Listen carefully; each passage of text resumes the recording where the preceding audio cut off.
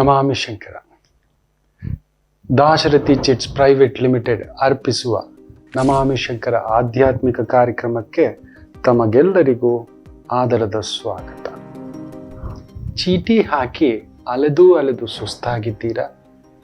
ಬೇರೆ ಬೇರೆ ರೀತಿಯ ಶ್ಯೂರಿಟಿಗಳನ್ನು ಕೇಳಿ ನಿಮ್ಮ ತಲೆ ತಿಂತಿದ್ದಾರ? ಚೆಕ್ ಬೌನ್ಸ್ ಚಾರ್ಜಸ್ ಹಾಕ್ತಿದ್ದಾರಾ? ನಿಮ್ಮ ಸಿಬಿಲ್ ಸ್ಕೋರ್ ಕೇಳ್ತಿದ್ದಾರಾ? ಪರ್ಸನಲ್ ಶ್ಯೂರಿಟಿ ಕೇಳ್ತಿದ್ದಾರಾ? ಗೌರ್ಮೆಂಟ್ ಶ್ಯೂರಿಟಿ ಕೇಳ್ತಿದ್ದಾರಾ? ಇಲ್ಲವೇ ಬಾಂಡ್ ಶ್ಯೂರಿಟಿ ಕೇಳ್ತಿದ್ದಾರಾ? ಇದು ಯಾವುದೂ ಇಲ್ಲದೆ ಒಂದೇ ಒಂದು ಸಣ್ಣ ಶ್ಯೂರಿಟಿ ಮುಖೇನ 30 ನಿಮಿಷದಲ್ಲಿ ಪ್ರಪ್ರಥಮ ಬಾರಿಗೆ ಭಾರತದಲ್ಲಿ ನಿಮ್ಮ ಚೀಟಿ ದುಡ್ಡು ನಿಮ್ಮ ಕೈಗೆ. ತಡ ಯಾಕೆ? ಹಿಂದೆ ಕರೆ ಮಾಡಿ ಈ ಕೆಳಗಿನ ಸಂಖ್ಯೆಗಳಿಗೆ. ನಮಾಮಿ ಶಂಕರ.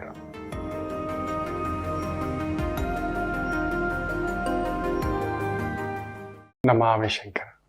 ಸದಾಶಿವ ಸಮಾರಂಭಂ ಶಂಕರಾಚಾರ್ಯ ಮಧ್ಯಮಾಂ ಅಸ್ಮದಾಚಾರ್ಯ ಪರ್ಯಂತಂ ವಂದೇ ಗುರು ಪರಂಪರಾಂ. ಶ್ರುತಿ ಸ್ಮೃತಿ ಪುರಾಣಾನಾಂ ಆಲಯಂ ಕರುಣಾಲಯಂ ನಮಾಮಿ ಭಗವತ್ಪಾದಂ ಶಂಕರಂ ಲೋಕಶಂಕರಂ. ನಾಡಿನ ಸಮಸ್ತ ವೀಕ್ಷಕ ಬಂಧುಗಳ ಪಾದಾರವಿಂದಗಳಿಗೆ ನನ್ನ ಶಿರಸಾಷ್ಟಾಂಗ ನಮಸ್ಕಾರಗಳು. ವೈರಿಯನ್ನು ಕೊಲ್ಲಬೇಕಾದ್ರೆ ಅವನ ತಲೆಯನ್ನು ತೆಗೆಯಬೇಕಾದ ಅವಶ್ಯಕತೆ ಇಲ್ಲ. ಈ ಮಾತನ್ನ ವಿಶೇಷವಾಗಿ ವಿದುರರು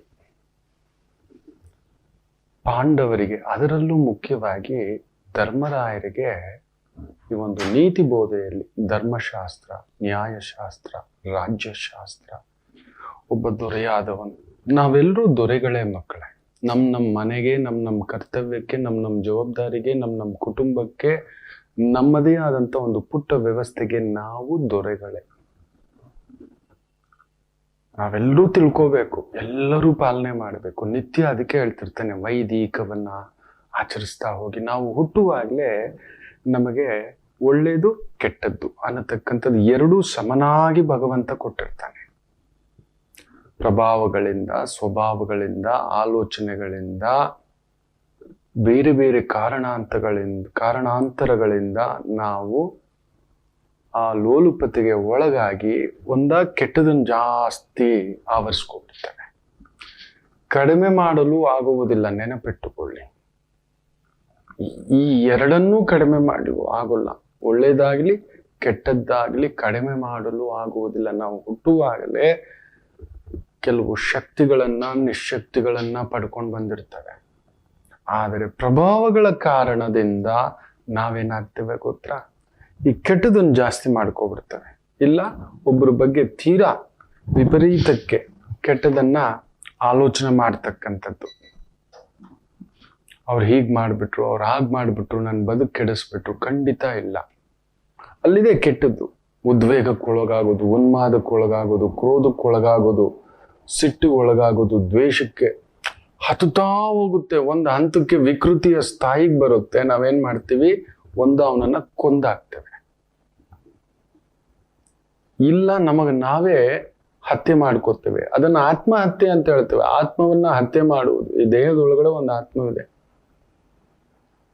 ನಾವು ಅಂತ ಪ್ರಚೋದನೆಗಳಿಗೆ ಒಳಗಾಗಬಾರದು. ಅದಕ್ಕೆ ನಿತ್ಯ ಬೆಳಿಗ್ಗೆ ಎದ್ದ ತಕ್ಷಣ ಒಂದು ಪುಟ್ಟ ಸ್ನಾನ, ಧೂಪ, ದೀಪ, ಭಗವಂತನ ಮುಂದ್ಗಡೆ ಕುಳಿತುಕೊಂಡು ನನಗೆ ನಾನು ಮಾಡುವ ಕರ್ತವ್ಯದ ಕಡೆ ಗಮನ ಕೊಡು, ದಾರಿ ತೋರಿಸು, ಶಕ್ತಿ ಕೊಡು, ಚೈತನ್ಯ ಕೊಡು, ಬುದ್ಧಿಶಕ್ತಿ ಕೊಡು, ವೈದಿಕ ಶಕ್ತಿ ಕೊಡು, ನನ್ನ ಗೆಲುವಿಗೆ ದಾರಿ ಮಾಡಿಕೊಡು ಅನ್ನತಕ್ಕಂಥದ್ದನ್ನ ಕೇಳಬೇಕು ಅಂತ ನಾನು ಹೇಳ್ತಾ ಇರ್ತೇನೆ. ನಮಗ್ ಗೊತ್ತಿಲ್ಲದೆ ಕರ್ಕೊಂಡು ಹೋಗುತ್ತೆ. ದೈವಂ ಮಾನುಷ್ಯ ರೂಪೇಣ ಅನ್ನೋ ರೀತಿ, ದೈತ್ಯಂ ಮಾನುಷ್ಯ ರೂಪೇಣ ಅಂತ ಕೂಡ ಹೇಳ್ತೇವೆ. ದೆವ್ವಗಳು ಕೂಡ ಬೇರೆ ಬೇರೆ ರೀತಿಯಲ್ಲಿ ನಮ್ಮನ್ನ ಪ್ರಚೋದನೆ ಮಾಡತಕ್ಕಂಥದ್ದಾಗುತ್ತೆ. ನಾವು ಒಂದು ಬದುಕು ಕಟ್ಕೊಂಡಿದ್ದೇವೆ, ಒಂದು ಜವಾಬ್ದಾರಿ ಕಟ್ಕೊಂಡಿದ್ದೇವೆ, ನಮ್ಮನ್ನು ನಂಬ್ಕೊಂಡು 4 ಜನ ಇದ್ದಾರೆ. ಈ ರೀತಿಯ ಚಿಕ್ಕ ಚಿಕ್ಕ ವಿಚಾರಕ್ಕೆ ಟ್ರಿಗರ್ ಆಗೋದು. ನೀವು ನೋಡ್ತಿರ್ತೀರಿ, ಕೇಳ್ತಿರ್ತೀರಿ. ಚಪ್ಪಲಿ ತಗೊಂಡ್ ಮೊನ್ನೆ ಯಾರೋ ಒಂದು ಹೆಣ್ಮಗು ಆಟೋ ಡ್ರೈವರ್ ಮೇಲೆ ತೆಗೆದ್ಬಿಟ್ಟಿದ್ದಾಳೆ. ಇಷ್ಟು ಒಂದು ವಿಕೃತಿಯ, ಕ್ರೋಧವ, ದ್ವೇಷವ, ಉನ್ಮಾದವ ಯಾರು ಕೊಟ್ರು? ಎಲ್ಲಿಂದ ಇಂಥದ್ದೊಂದು ಪ್ರಚೋದನೆ? ಯಾರ್ದೋ ಕೋಪ ಅವನ ಮೇಲೆ. ಪಾಪ ಆಟೋ ಡ್ರೈವರು ಇಷ್ಟು ವಿಲ್ವ ಎಳೆದು ಬಿಟ್ಟು ಏನಿದೆಯೋ ಒಂದು 10 ರೂಪಾಯಲ್ಲಿ ಎಕ್ಸ್ಟ್ರಾ ಏನಾಗ್ಬಿಡುತ್ತೋ? ಅಣ್ಣ ಸಾರಿ ಅಂದ್ರೆ ಏನಾಯ್ತು, ಬಿಟ್ಟು ಬಿಡು. ಒಂದು ಪುಟ್ಟ ಕ್ಷಮೆ, ಎದ್ದು ನಮ್ಮ ಪಾಡಿಗೆ ಇಲ್ಲ ಸರ್ ಇಳಿದು ಬಿಡುತ್ತೇನೆ, ನಮ್ಗೆ ಯಾಕೋ ಅಡ್ಜಸ್ಟ್ ಆಗ್ತಿಲ್ಲ ಈ ಆಟೋ, ಟ್ಯಾಕ್ಸಿ ಅಡ್ಜಸ್ಟ್ ಆಗ್ತಿಲ್ಲ. ನನಗೂ ಆಗಿದೆ ಎಷ್ಟೋ ಬಾರಿ ಟ್ಯಾಕ್ಸಿ ಬರ್ಬೇಕಾದ್ರೆ ಒಮ್ಮೆ ಒಬ್ಬ ಹುಚ್ಚ ಅಂತಲೇ ಹೇಳ್ತಾನೆ. ನಾನು ಹೇಳಿದ ದಾರಿಲಿ ಬರ್ಲಿಲ್ಲ, ಯಾವುದೋ ದಾರಿ ತಗೋತಾನೆ, ನುಗ್ಗುತ್ತಾನೆ. ಅಪ್ಪ ರಾಮಚಂದ್ರ, ಅವನನ್ನ ಇನ್ನೂ ಆ ಟ್ಯಾಕ್ಸಿ ಕಂಪನಿಯವರು ಅವನನ್ನ ಹೇಗೆ ಇಟ್ಕೊಂಡಿದ್ರೆ ನನಗೆ ಆಶ್ಚರ್ಯ. ಟ್ಯಾಕ್ಸಿನೂ ಹಾಗೆ ಇಟ್ಕೊಂಡಿದ್ದಾನೆ, ಅವನು ಹಾಗೆ ಇದ್ದಾನೆ, ಓಡಿಸ್ತಿರೋದು ಹಾಗೆ ಇದೆ. ಕೆಲವರು don't judge by book cover ಅಂತ ಹೇಳ್ತೇವಲ್ವಾ, ನೋಡೋಕ್ ಒಂಥರ ಇರ್ತಾರೆ, ಆದ್ರೆ ವ್ಯಕ್ತಿತ್ವ ಬೇರೆ ಇರುತ್ತೆ. ಇವನು ಎಲ್ಲವೋ ಏನೋ ಮಾಡ್ತಿದೀಯಾ, ಕಸ್ಟಮರ್ ಕಣೋ, ನಾನು ಹಿಂದ್ಗಡೆ ಕುಳಿತಿದ್ದೀನೋ, ಇದೇನು AC ಹಾಕಿಲ್ಲ, ವಿಂಡೋ ತೆಗೆದು ಇನ್ನೊಂದು ಮಾಡ್ಕೊಂಡು ದಡ ನುಗ್ಗಿಸ್ತಿದೀಯಲ್ಲೋ, ಹಾರನ್ ಹೊಡಿತಿದೀಯಲ್ಲೋ, ಎಲ್ಲೋ ಹೋಗ್ಬೇಕು, ನಾನೇ ಗಾಬರಿ, ನಿಮಗ್ ಗೊತ್ತಿಲ್ಲ ಅಂತಾನೆ. ಒಂದಿಬ್ರು ಹೊಡೆದಾಟಕ್ಕೆ ಬಂದ್ಬಿಟ್ರೆ ನಾನು ಇಳ್ದೇ ಬಿಟ್ಟೆ, ಅಣ್ಣ ನೀನ್ ತಗೋ, ನಿನ್ ದುಡ್ಡು ನೀನ್ ತಗೋಬಿಡು, ನಾನು ಇಲ್ಲಿಂದ ನಡ್ಕೊಂಡು ಹೋಗ್ತಾನೆ. ಮನುಷ್ಯ ವಿಪರೀತವಾದಂಥದ್ದು ನೋಡಿ. ಅದನ್ನ ವಿದುರರು ಆಗ್ಲೇ ಹೇಳಿದ್ದಾರೆ ಧರ್ಮರಾಯರಿಗೆ. ಒಂದೊಂದು ದಿನ ರಾಜ್ಯಪಾಲನ, ರಾಜ್ಯ ಸಂರಕ್ಷಣಾ, ಪ್ರಜೆಗಳ ರಕ್ಷಣಾ, ಶಿಷ್ಟರನ್ನ ಧ್ವಂಸ ಮಾಡೋದು, ಶಿಕ್ಷಿಸುವುದು, ಕಾಪಾಡುವುದು ಸಾಮಾನ್ಯರನ್ನ, ಇದು ಪ್ರತಿಯೊಬ್ಬರ ಕರ್ತವ್ಯ ಆಗಿರುತ್ತೆ. ಅದನ್ನೇ ಎಷ್ಟು ಚೆನ್ನಾಗಿ ಹೇಳ್ತಾರೆ, ವೈರಿಯನ್ನು ಕೊಲ್ಲಬೇಕಾದರೆ ಆತನ ತಲೆಯನ್ನು ತೆಗೆಯಬೇಕಾದ ಅಗತ್ಯವಿಲ್ಲ ಅಂತ ಹೇಳ್ತಾರೆ. ಧರ್ಮರಾಯರು ಕೇಳ್ತಾರೆ, ಮತ್ತೆ ಅಂತಾರೆ, ಮತ್ತೆ ಹೇಗೆ ಅಂತಾರೆ, ನಿನ್ನ ತಲೆಯಿಂದ ಆ ವೈರಿಯನ್ನ ತೆಗೆದು ಬಿಡು ಅಂತಾರೆ. ನಿನ್ನ ತಲೆಯಿಂದ ತೆಗೆದು ಬಿಡು ಅವನು ವೈರಿ ಅಂತ. ಅವಾಗ ನೀನ್ ಪೀಸ್ಫುಲ್ ಆಗಿರ್ತೀಯ, ಹ್ಯಾಪಿ ಆಗಿರ್ತೀಯ. ಆ ಒಂದು ಸಮಸ್ಯೆನ ನಿನ್ ತಲೆಯಿಂದ ತೆಗಿ. ಅವ್ರೇನೋ ಮಾಡಿಬಿಡ್ತಾರೆ, ಅವ್ರೇನೋ ಮಾಡಿದ್ದಾರೆ, ನಿನ್ನಿಂದ ಇನ್ನೇನೋ ಆಗುತ್ತೆ. ನಾವು ಇಂಥದ್ರಲ್ಲೇ ಬದುಕ್ತಿರೋದು. ಇನ್ನೇನೋ ಮಾಡ್ಬಿಡ್ತಾನೆ ಗುರುಗಳೇ ನನ್ ಗಂಡ, ನನ್ನ ಹೆಂಡತಿ ಮನೆ ಬಿಟ್ಟು ಹೋಗ್ಬಿಟ್ಟಿದ್ದಾಳೆ, ಕೇಸ್ ಹಾಕಿ ಅವ್ರ ಮನೆಯವ್ರು ಬೆದರಿಸ್ತಾರೆ, ಎಲ್ಲೋ ಲಕ್ನೋಗೆ ಇಂದ ಸಂಬಂಧ ತಂದು ಮದುವೆ ಮಾಡ್ಬಿಟ್ಟಿದ್ದಾರೆ. ಈ ಒಂದು 3 ವರ್ಷದಲ್ಲಿ 3 ರೂಪ ತೋರಿಸ್ಕೊಟ್ಬಿಟ್ಟಿದೆ. 5 ವರ್ಷದಿಂದ ಸಂಸಾರವೇ ಮಾಡಿಲ್ಲ. ಮಾತಿತ್ತಿದ್ರೆ ನಿನ್ನ ಎಲ್ಲಿಗಾಗ್ತೀನಿ ನೋಡು ಅಂತ ಗಾಬರಿಲಿ ನಲ್ಗಿ ಅವನಿನ್ನೂ ಡಿಪ್ರೆಷನ್ ಆಗ್ತಿದ್ದಾನೆ. ಆ ತಾಯಿ ಗಾಬರಿ ಕಂಪಿಸ್ತಿದ್ದಾರೆ. ತಾಯಿ ಮಗ, ನಾನು ಹೇಳಿದೆ ಕಾನೂನಿದೆ, ಕಾನೂನಿನ ಮುಂದುಗಡೆ ಹೋಗಿ ಆಕೆ ಹೆಂಗೂ ನಿರ್ಧಾರ ಮಾಡಿಬಿಟ್ಟಿದ್ದಾಳೆ, ಸಂಸಾರ ಮಾಡೋಕೆ ಇಷ್ಟ ಇಲ್ಲ, ಏನೋ ಒಂದು ಮನೆ ಹೊಡಿಬೇಕು, ಇನ್ನೊಂದು ಈ ಥರದ್ದು ಏನೋ ಒಂದು ಬಿಡಿ, ಕಾನೂನಿನ ರಕ್ಷಣೆ ತಗೊಳ್ಳಿ, ಆ ವೈರಿಯನ್ನು ನಿಮ್ಮ ಮನಸ್ಸಿಂದ ತೆಗೀರಿ. ಇಷ್ಟು ಗಾಬರಿ ಪಡುವಂಥದ್ದು ನೀವೇನೋ ತಪ್ಪು ಮಾಡಿದ್ದೀರಾ? ಆಕೆಗೇನಾದ್ರು ಕಾಟ ಕೊಟ್ಟಿದ್ದೀರಾ, ನೋವು ಕೊಟ್ಟಿದ್ದೀರಾ, ಬಾಧೆ ಕೊಟ್ಟಿದ್ದೀರಾ, ಸಂಕಟ ಕೊಟ್ಟಿದ್ದೀರಾ, ಅವಮಾನಿಸಿದ್ದೀರಾ, ಅಪವಾದ ಹಾಕಿದ್ದೀರಾ? ಇಲ್ಲವೆಲ್ಲ. ಆಕೆ ಆಸ್ತಿಗೆ ಆಸೆ ಪಟ್ಟಿದ್ದೀರಾ, ದುಡ್ಡಿಗೆ ಆಸೆ ಪಟ್ಟಿದ್ದೀರಾ? ಇಲ್ಲವೆಲ್ಲ ಯಾವುದೂ ಇಲ್ಲ. ಪಾಪ ಪೂರ್ಣ ವೈದಿಕ ಕುಟುಂಬ. ತಾಯಿ ನೋಡ್ಬೇಕು, ವಯಸ್ಸಾದ ತಂದೆ ಇದ್ದಾರೆ, 40 ಆಸುಪಾಸು ಬಂದ್ಬಿಟ್ಟಿದೆ, ಅವನಿಗೆ ಕಂಪಿಸ್ತಿದ್ದಾನೆ. ಮುಂದಕ್ಕೇನು ಗುರುಗಳೇ? ಮೊದಲು ಕಾನೂನಿನ ರಕ್ಷಣೆ ತೆಗೆದುಕೊಳ್ಳಿ, ಹೋಗಿ ಮಾತಾಡಿ, ಮನಸ್ಸಿಂದ ಅವರನ್ನ ತೆಗೀರಿ. ಏನ್ ಮಾಡ್ತಾನೆ, ಏನಾಗುತ್ತೋ ನೋಡೋಣ. ಒಂದು ನಾಣ್ಯಕ್ಕೆ 2 ಮುಖವಿದೆ, ನೆನಪಿಟ್ಟುಕೊಳ್ಳಿ. 2 ರೂಪವಿದೆ. ನಿಮ್ಮದೇನಿದೆ, ಅವರದ್ದೇನಿದೆ ಅನ್ನುವುದನ್ನ ಆ ನಾಣ್ಯದ ಮಧ್ಯಭಾಗ ನ್ಯಾಯಾಧೀಶರುಗಳು ಈಗ ನೋಡಿ ಹಾಗೆ ಬೆಳೆದಿದ್ದಾರೆ, ಜಡ್ದಿದ್ದಾರೆ. ನೀನ್ ದೊಡ್ಡವನಾಗ್ಬಿಟ್ರೆ ಏನ್ ಬೇಕಾದ್ರೂ ಮಾತಾಡ್ಬೋದಾ? ನಟ ಕಮಲ್ ಹಾಸನ್ಗೆನೆ ಸುಮ್ಮನೆ ನಟನೆ ಮಾಡ್ಕೊಂಡು ಹೋಗ್ಬೇಕಿತ್ತು ಅಷ್ಟೇ. ಕಲೆ ಅನ್ನೋದು ಎಲ್ಲದಕ್ಕಿಂತಲೂ ದೊಡ್ಡದು ಅನ್ನೋದು ಒಂದು ನಂಬಿಕೆ ಇದೆ ಅಲ್ವಾ ನಿಮಗೆ? ಮಾಡ್ಕೊಂಡು ಹೋಗಿ. ಮಾತಾಡೋಕೆ ಎಷ್ಟೋ ವಿಚಾರಗಳಿದೆ, ಅದ್ರ ಬಗ್ಗೆ ಮಾತಾಡಿ. ನೀವು ಬೇಕಾದ್ರೆ ಯಾವಾಗ್ಲಾದ್ರೂ ಮಾತಾಡ್ಕೊಳ್ಳಿ. ತಮಿಳು ದೊಡ್ಡದಲ್ಲ, ಅದ್ರ ಅಪ್ಪನೂ ದೊಡ್ಡದು ಅಂತ ಮಾತಾಡ್ಕೊಳ್ಳಿ. ಏನ್ ಬೇಕಾದ್ರೂ ಮಾತಾಡ್ಕೊಳ್ಳಿ. ನಿಮ್ ತಂದೆನೇ ತಮಿಳನ್ನ ಸೃಷ್ಟಿ ಮಾಡಿದ್ದು ಅಂತಾನು ಹೇಳ್ಕೊಳ್ಳಿ. ಅದಕ್ಕೊಂದು ವೇದಿಕೆಗಳಿದೆ. ಇನ್ನೊಬ್ಬನ್ ಕರೆಸಿ, ಕುಂದರ್ಸಿ, ಅವಮಾನಿಸಿ, ನಮ್ಮ ಭಾವನೆಗಳಿಗೆ ನಾವೆಲ್ಲ ಒಕ್ಕೂಟ ವ್ಯವಸ್ಥೆಯಲ್ಲಿದ್ದೇವೆ. ತಲೆಯಲ್ಲಿ ಸಗಣಿಯ ಮೆತ್ಕೊಂಡಿರೋದು. ನೇರ ಹೇಳ್ತೇನೆ, ತಪ್ಪು ತಿಳ್ಕೋಬೇಡಿ.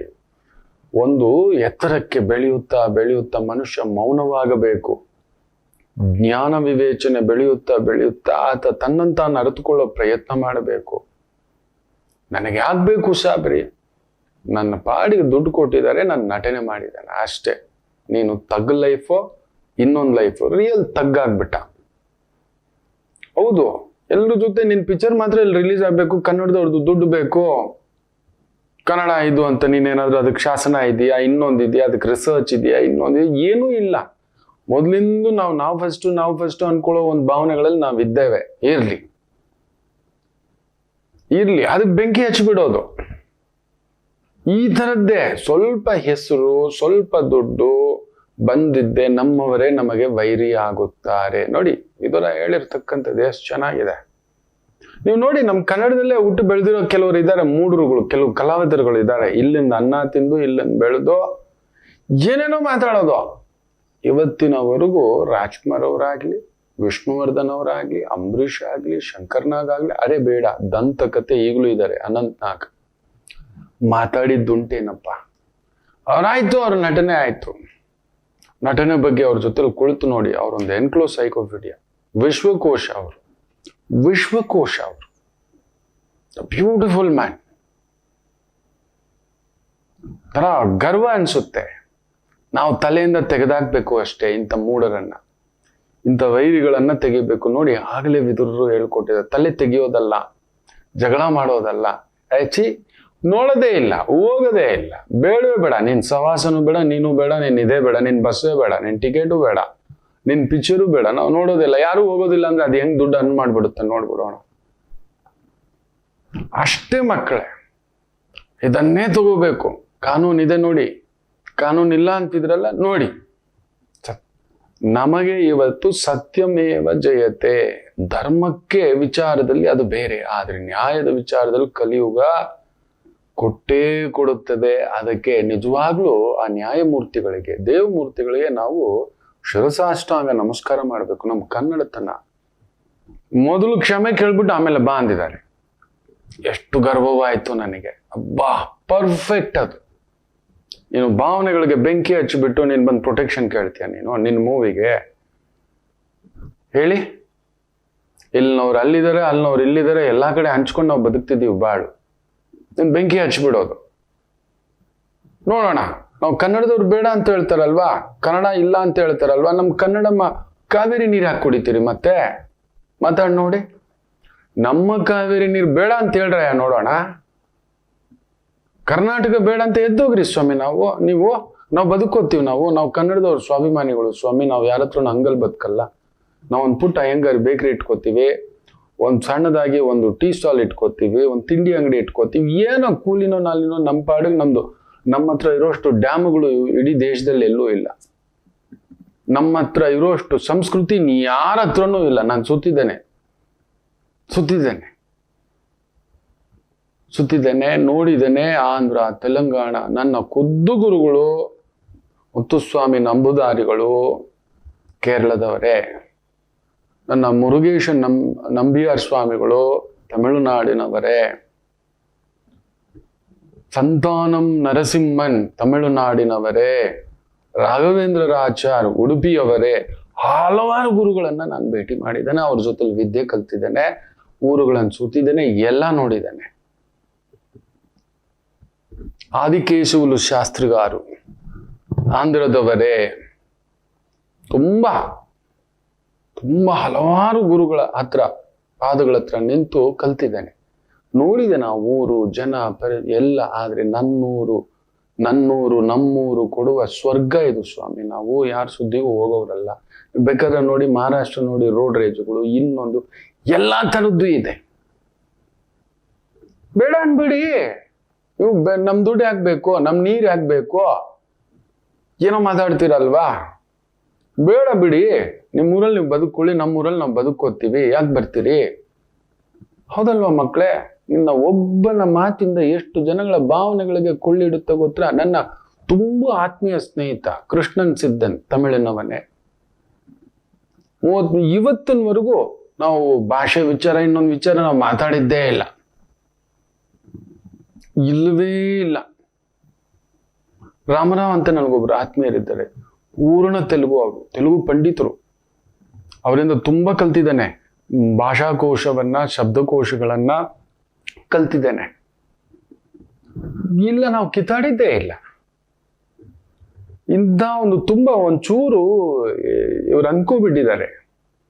ನನಗೆ ಮೀರಿದ ನಟನೆ ಇಲ್ಲ, ನನಗೆ ಇನ್ನೊಂದು, ಈ ಥರದ್ದೇ ಈ ಲೋಕ ಯಾರು ನೆನ್ಪಿಟ್ಕೊಳ್ಳಲ್ಲ.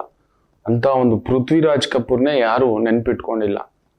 4 ಜನರೇಷನ್ ಅನ್ನ ಕೊಟ್ಟೋಗಿರ್ತಕ್ಕಂಥವ್ರು. 4 ಜನರೇಷನ್. 2ನೇ ಜನರೇಷನ್ಗೆ ಬಿದ್ದೋಗುತ್ತೆ, 2ನೇ ಜನರೇಷನ್ಗೆ. 4ನೇ ಜನರೇಷನ್ ಆಳ್ತಿದ್ದಾರೆ. ಇವತ್ತಿಗೂ ಚಲನಚಿತ್ರ ರಂಗದಲ್ಲಿದ್ದಾರೆ. ಪೃಥ್ವಿರಾಜ್ ಕಪೂರ್ ಸಾಕ್ಷಾತ್ಕಾರದಲ್ಲಿದ್ದಾರೆ. ಅವರ ಮಗ ರಾಜ್ ಕಪೂರ್, ಅವರ ಮಗ ರಿಷಿ ಕಪೂರ್, ಶಮ್ಮಿ ಕಪೂರ್ ಇದೆಲ್ಲ ಇದ್ದಾರೆ. ಕರೀನಾ ಕಪೂರ್, ಕರಿಷ್ಮಾ ಕಪೂರ್ ಈಗಲೂ ಇದ್ದಾರೆ. 4ನೇ ಜನರೇಷನ್ ನೆನ್ಪಿಟ್ಕೊಳ್ಳಿ. ಎಲ್ಲೂ ಇಲ್ಲ ಇಂಥದ್ದೆಲ್ಲ, ಇದೆಲ್ಲ ತಿಳ್ಕೊಂಡಿಲ್ಲ, ನೆನಪೇ ಇಟ್ಕೊಂಡಿಲ್ಲ ಲೋಕ. ಅದನ್ನೇ ನೋಡಿ ಆಗ್ಲೇ ಹೇಳ್ತಾರೆ ಬಿದುರರು, ಈ ತರದ ವ್ಯಕ್ತಿಗಳಿಂದ ಹೇಗೆ ದೂರ ಇರ್ಬೇಕಂದ್ರೆ ನಾವು ಈ ತರ ಪ್ರವೋಕ್ ಆಗಿ, ಟೆನ್ಷನ್ ಆಗಿ, ಕೋಪೋದ್ರಿಕ್ತರಾಗಿ, ಉನ್ಮಾದಕ್ಕೆ ಒಳಗಾಗಿ, ಜಗಳ, ಕಲಹ, ಇನ್ನೊಂದು, ಹೌದು ನಾವು ಹೀಗೆ ಬೇಡವೇ ಬೇಡ. ಅದನ್ನ ಧರ್ಮರಾಯರಿಗೆ ಆಗ್ಲೇ ಹೇಳ್ತಾರೆ ಅದ್ಭುತವಾಗಿ.